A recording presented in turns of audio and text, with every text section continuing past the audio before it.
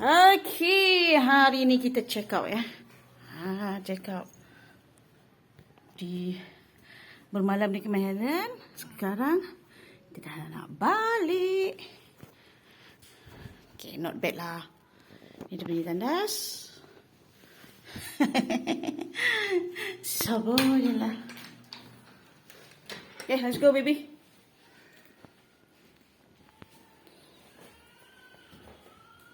Ada 3 bilik 180 sahaja.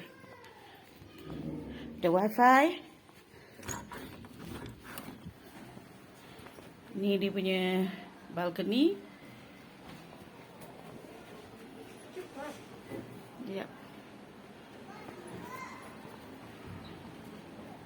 Senang, dekat dengan supermarket, lobby.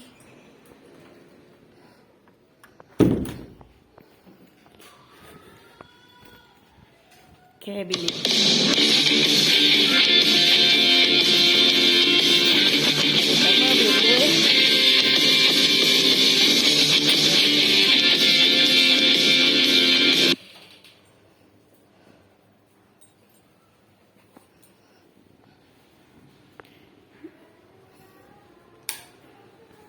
Tanah pun ada filter ya.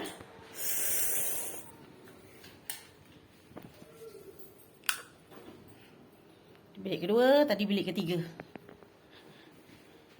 Ada ekstra bantal. Dengkilah sekecil ni.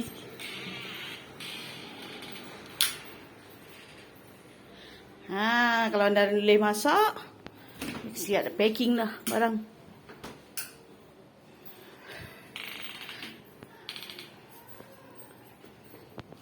Ada kasut. Ada kasut ekstra tak? Okey, tak ada. Okey, bye-bye. Cakap mana kunci? Mana kunci? Okey. Dah baiklah.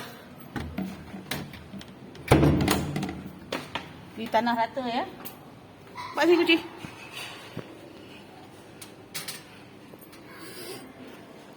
Ni, tukang kecil ni. Sibuk je dia. Bat, kunci.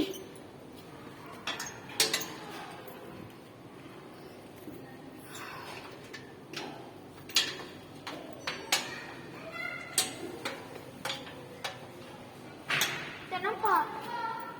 Telur. Okay, bye-bye.